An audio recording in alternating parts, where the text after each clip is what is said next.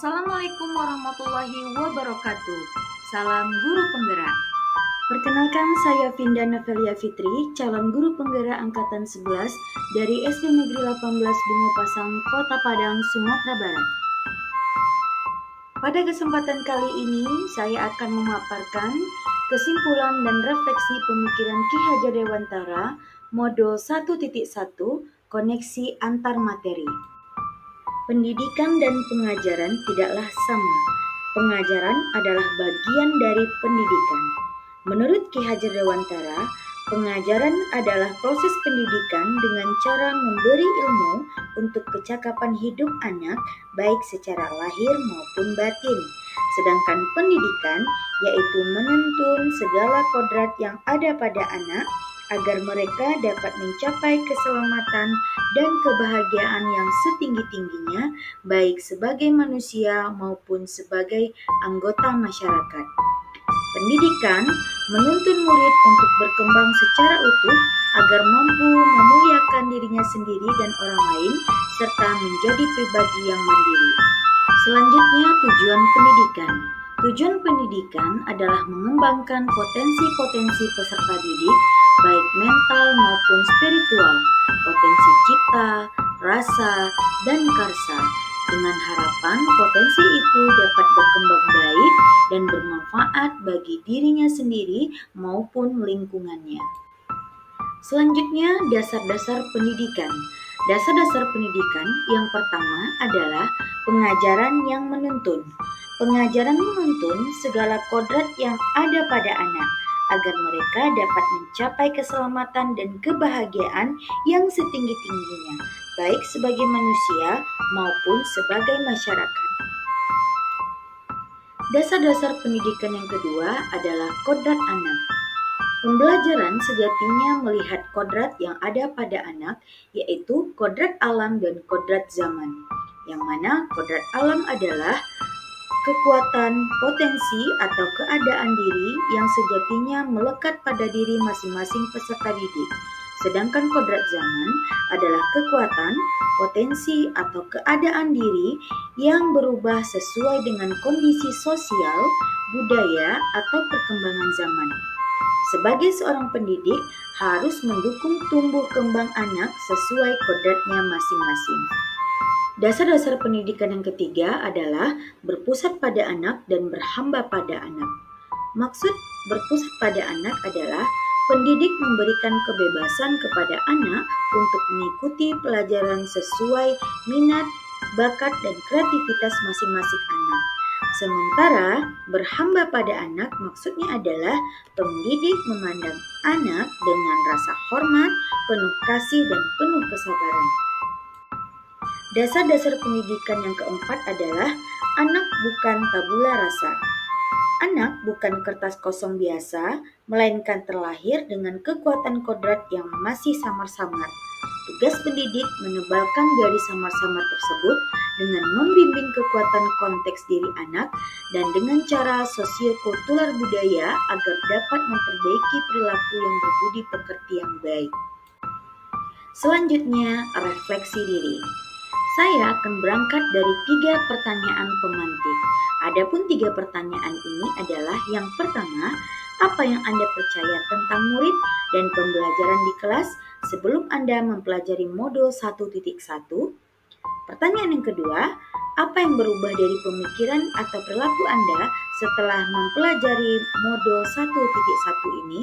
Dan yang pertanyaan yang ketiga adalah, apa yang dapat segera Anda terapkan lebih baik agar kelas Anda mencerminkan pemikiran Ki Hajar Dewantara?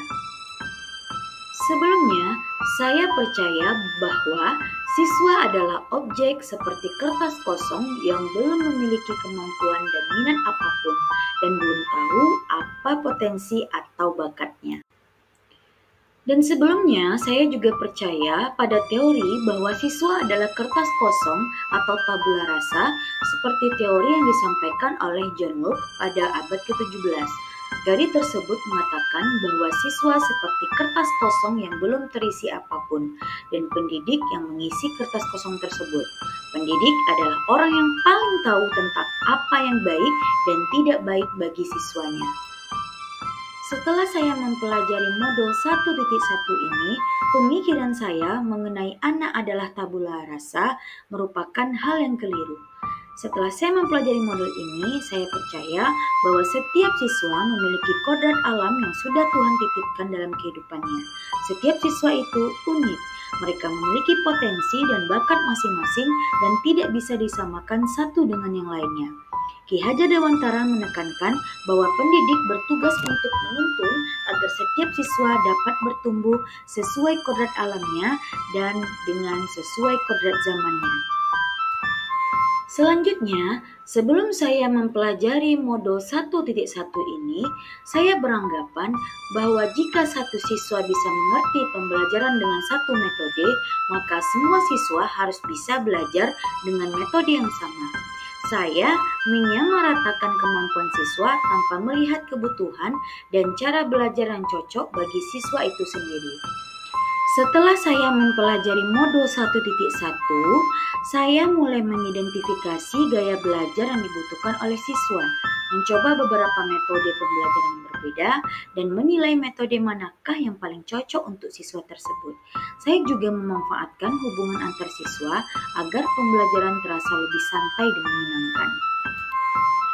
Selanjutnya, sebelum saya mempelajari modul 1.1, saya beranggapan keberhasilan siswa saya adalah mereka yang mencapai nilai KKM atau kriteria ketuntasan minimal. Namun, hal tersebut berubah setelah saya mempelajari modul 1.1, di mana saya menyadari bahwa nilai kognitif bukan hal yang paling terpenting, namun harus diselaraskan dengan budi pekerti. Berdasarkan pembelajaran saya di modul 1.1 ini, maka ada beberapa hal yang akan saya segera terapkan agar kelas saya mencerminkan pemikiran Ki Hajar Dewantara. Yang pertama yaitu mengidentifikasi gaya belajar, potensi, dan bakat yang dimiliki oleh siswa dan segera membuat daftar gaya belajar, potensi, dan kelebihan siswa. Selanjutnya, hal kedua yang akan saya lakukan dan saya terapkan agar kelas saya mencerminkan pemikiran Ki HD yaitu membuka ruang diskusi di tiap pembelajaran. Hal ini diperlukan agar anak dapat mengemukakan pendapatnya dan merasa dihargai. Dan hal yang segera saya terapkan agar kelas saya mencerminkan pemikiran Ki Hajar Dewantara yang selanjutnya adalah menciptakan suasana yang nyaman dan menyenangkan. Contohnya, saya mengintegrasikan pembelajaran dengan permainan, bisa dengan cerita atau dengan lagu. Baiklah, sekian dulu pemaparan dari saya mengenai kesimpulan dan refleksi pemikiran Ki Hajar Dewantara pada modul 1.1 ini. Sekian dari saya, terima kasih atas perhatiannya. Assalamualaikum warahmatullahi wabarakatuh. Salam guru penggerak, tergerak, bergerak, menggerakkan.